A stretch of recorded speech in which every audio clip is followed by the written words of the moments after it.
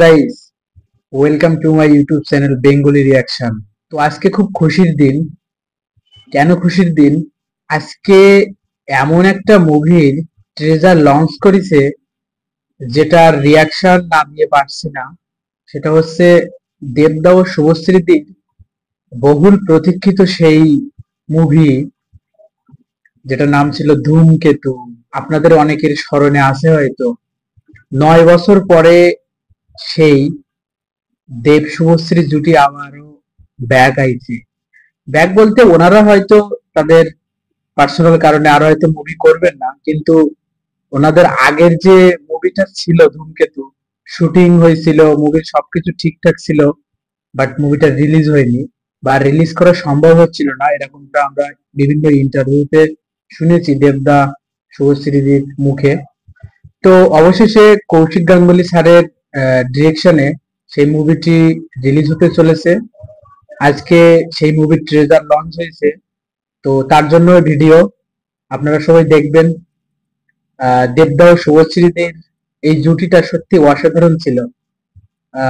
পরাণ যায় জলিয়ারের চ্যালেঞ্জ, এই দুইটা মুভিতে দেবদা ও শুভশ্রীর দিকে এতটা ভালো লাগতো। বাংলায় যদি প্রথম জিৎ কোয়েল জুটির পরে যদি কোনো পারফেক্ট জুটি হয়ে থাকে আমার জেনারেশনে বা আমাদের জেনারেশনে, সেটা হচ্ছে দেবদা ও শুভশ্রীদের জুটিটা ছিল। তো বেশি কথা বলবো না, আগে আমরা ট্রেজারটা দেখবো, তারপরে জানাবো যে ট্রেজারটা আসলে কেমন হয়েছে। তো বেশি কথা না বাড়িয়ে আগে ট্রেজারটা দেখে আসি। Let's go.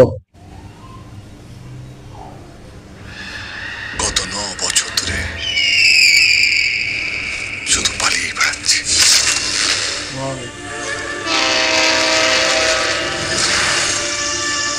আমি কোনো দোষ না করেও মৃত্যু আমাকে ঘর ছাড়া করে তাড়িয়ে বেড়াচ্ছে। আমি সারা মৃত্যুকে আর ভয় পাই না।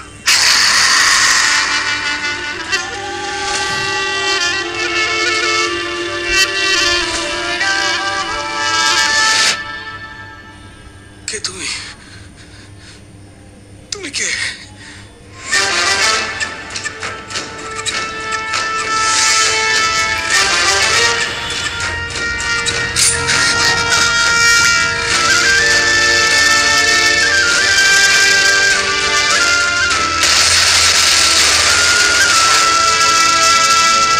সিনেমা একটা হিরো ভিলেনকে আইন টপকিয়ে কুপিয়ে মারলেও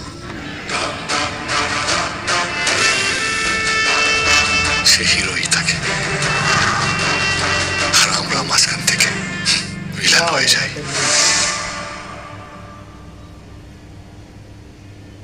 হে গাইস, আছেন তো নাকি চলে গেছেন?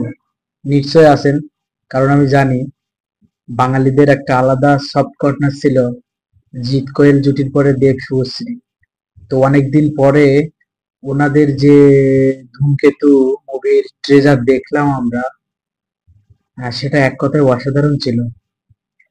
আপনি চিন্তা করুন যে এত সুন্দর একটা মুভি, এত সুন্দর কাজ, এত সুন্দর অ্যাক্টিং, এত সুন্দর কাস্টিং। কাস্টিং কেন বলছি, এই মুভিতে আমরা দেখলাম পরমব্রত দা আছেন, তারপরে রুদ্রনীল দা আছে, এছাড়া চিরঞ্জিত ছাড়ও আছেন। সব থেকে এই মুভির ভালো লাগার একটা ব্যাপার চলে এসে আমার কাছে মনে হলো, সেটা হচ্ছে দেবদার যে বৃদ্ধ একটা লুক দেখলাম, বা শুভশ্রীদির লুকস, কস্টিউম, বা দেবদার যে body language, body structure, dress up, এছাড়া অ্যাক্টিং স্কিল।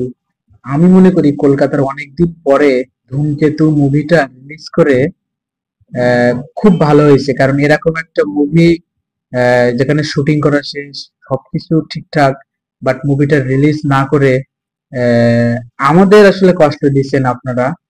আমরা এপার বাংলায় বাংলাদেশ থেকেও আপনাদের ভিডিও দেখি, ভালো লাগে। জিদ্দা, দেবদা, পরমদা, সোহমদা, অঙ্কুশদা, এছাড়া ইয়াশদা আছেন। আহ আমরা বাঙালি, আপনারা বাঙালি, আপনাদের সবাইকে ভালোবাসি।